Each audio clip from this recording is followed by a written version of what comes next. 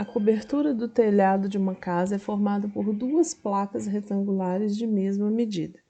Cada placa possui 40 metros de comprimento e 10 metros de altura. Para reformar a cobertura do telhado com telhas colonial, necessita-se de 20 peças para cada metro quadrado. Quantas telhas, no mínimo, serão necessárias para reformar essa cobertura? Então, o que a gente tem que observar? A área de cada placa, a placa é retangular, então a área dela é base vezes altura. Então, o primeiro passo, 40 vezes 10, eu acho a área de 400 metros quadrados. Se cada metro quadrado precisa de 20 peças, então a gente vai multiplicar esse total do 400 pelas 20 peças. Então, 8.000 telhas. Só que ali no enunciado ele fala que serão necessárias duas placas retangulares. Então, eu ainda preciso multiplicar esse valor de 8.000 por 2 e a resposta final seria 16.000 telhas. Questão 2. As figuras abaixo estão fora de escala. Calcule a área de cada figura arredondando os resultados para um número inteiro. A figura da letra A é um losango, cujas dimensões das diagonais aí são 10. E tomar cuidado porque onde está a medida 2,5, na verdade é a metade da diagonal. Então, a diagonal total é 2,5 mais 2,5, que é igual a 5, né? Então, para calcular a área desse losango, a gente usa a fórmula da diagonal, que é a diagonal maior vezes o valor da diagonal menor, dividido por 2. Chamando atenção para esse detalhe do 2,5.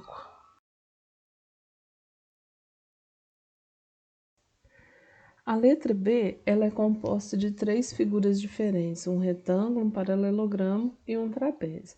Para calcular a área do retângulo, a gente faz base vezes altura, então base 6, largura no caso, né?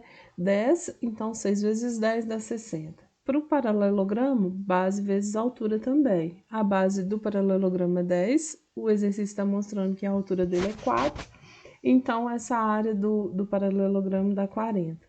Do trapézio, a gente faz a medida da base maior mais a medida da base menor. O resultado a gente multiplica pela altura e divide tudo isso por 2. Então, quando eu faço essa continha aplicando os valores aí, eu encontrei 27 como resposta. A figura da letra C é uma figura muito interessante, que na verdade são 3 partes de círculos diferentes, né? Então, a gente precisa calcular separadamente, tomando cuidado principalmente com a parte 3 aí. A parte que ele chamou de C1, se ela tem diâmetro 10, o raio dela é 5. Então, aplicando a fórmula da área da circunferência, que é π vezes r ao quadrado, eu fiz 3 vezes 5 ao quadrado, dividido por 2, porque nesse desenho aparece só a metade de um círculo, então por isso que foi dividido por 2, achou 37,5. A figura C2, o diâmetro dela mede 6. Se o diâmetro mede 6, o raio mede a metade, 3 no caso. Então, novamente, π vezes o raio elevado ao quadrado e dividido por 2, porque na figura só aparece metade de uma circunferência. Aí a figura 3 a gente tem que tomar cuidado, porque é só a área que está azul. Então, a figura 3, primeiramente, eu preciso enxergar a metade do círculo, ó. É um círculo de diâmetro 16. De onde que eu tirei esse 16? Dos 10 centímetros da C1 com 6 centímetros da C2. Então, inicialmente seria um círculo cujo raio é 8, né? Porque 8 é metade de 16, o raio é metade do diâmetro.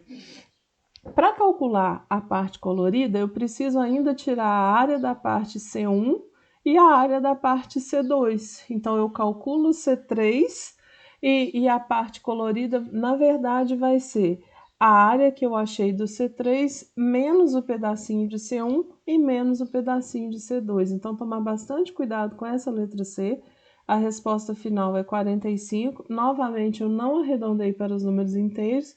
Ambos a gente arredondaria para o maior, então ficaria 38 e 14 para C1 e C2 e o C3 45 mesmo. Questão 3. Mamãe comprou um tapete por R$ 120,80 para a vovó colocar em seu quarto, que tem um piso muito frio.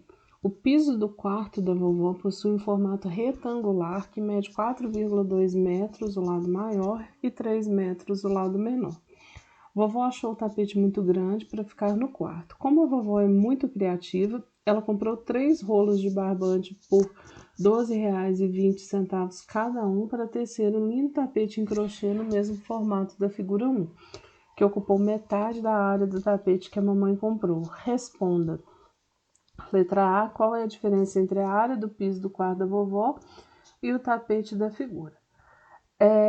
Para calcular a área do piso, a gente usa as dimensões aí do que foi faladas, né? É um retângulo de dimensões 4,2 por 3. A área do retângulo a gente calcula fazendo a base vezes a altura, ou comprimento vezes largura, nesse caso. Então, multiplicando 4,2 vezes 3, a gente acha 12,6. Essa é a área do piso. Para calcular a área do tapete, vocês podem observar aí na figura que eu fragmentei essa figura em 2 círculos e um quadrado. Então, quando a gente corta aí essa figura, a gente tem 2 círculos de diâmetro 1,8 e o quadrado de lado 1,8, né?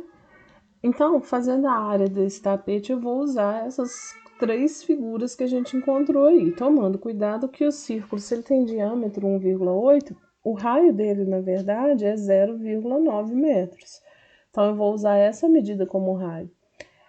Eu calculei aí embaixo, ó, 2 vezes a área de um círculo, que é π, vezes r ao quadrado, mais a área do quadrado, que é 1,8 elevado ao quadrado.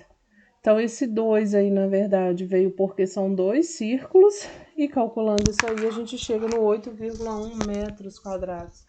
Como o exercício está pedindo a diferença, então eu ainda preciso fazer uma continha de menos aí, que é 12,6 menos 8,1, chegando no 4,5 metros quadrados. A letra B pergunta qual a diferença entre o custo do tapete que a mamãe comprou e os 3 rolos de barbante que a vovó usou para tecer o tapete menor. Como o tapete custou R$ 120,80 e os 3 rolos custaram R$ 12,20 cada, o que a gente vai fazer? Os R$ 120,80 menos 3 vezes o R$ 12,20. Então, essa diferença, calculando aí, a gente chega em R$ 84,20.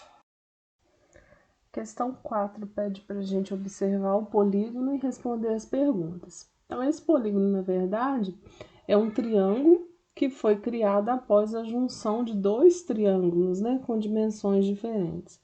Então, na letra A, quando pergunta se o polígono é regular, a resposta é não. Por quê? Para ser um polígono regular, nós já vimos que tem que ter os lados iguais e os ângulos iguais. E nesse caso, em nenhum dos 2 triângulos pequenos, né, acontece isso, e no grande também, que é a junção dos 2, a gente não tem um polígono regular. Qual nome especial recebe o polígono representado na área 1 em relação à medida de seus lados? Então, em relação às medidas dos lados, a gente dá o nome de escaleno, se for tudo diferente, isósceles, se eu tiver 2 lados iguais, e equilátero, se eu tiver os 3 lados iguais. Como nesse caso aí os 3 lados são diferentes, a gente vai chamar esse triângulo de escaleno. Letra C. E em relação às medidas dos ângulos? Em relação às medidas dos ângulos, os triângulos recebem o nome de acutângulo, se todos os ângulos tiverem valor menor que 90 graus. Triângulo retângulo, que é o nosso caso aí, né? Quando o triângulo apresenta pelo menos um ângulo de 90 graus. E de triângulo obtusângulo, quando ele apresenta um ângulo maior do que 90 graus. Nesse caso aí, o nosso triângulo chama triângulo retângulo. Letra D. Qual é o perímetro e a área rachurada de A1 mais A2? O perímetro é dado pela soma dos lados. Então, a gente precisa só somar essas medidas aí, né? Somando o 16 mais o 9 mais o 15 mais o 20 centímetros e a gente acha 60 centímetros. A área total ou eu posso calcular as duas áreas separadamente, ou eu posso fazer base vezes altura e dividir esse valor por 2. Todos os dois casos eu chego no mesmo resultado. Nesse caso aí, eu optei por somar as duas áreas, tá? Então, eu fiz 16 vezes 12 dividido por 2, que é do A1, e 9 vezes 12 dividido por 2, que é do A2, e a gente chega em 150 centímetros quadrados. Então, pessoal, eu fico por aqui. Essa foi a correção da semana 3 de atividade do 8º ano.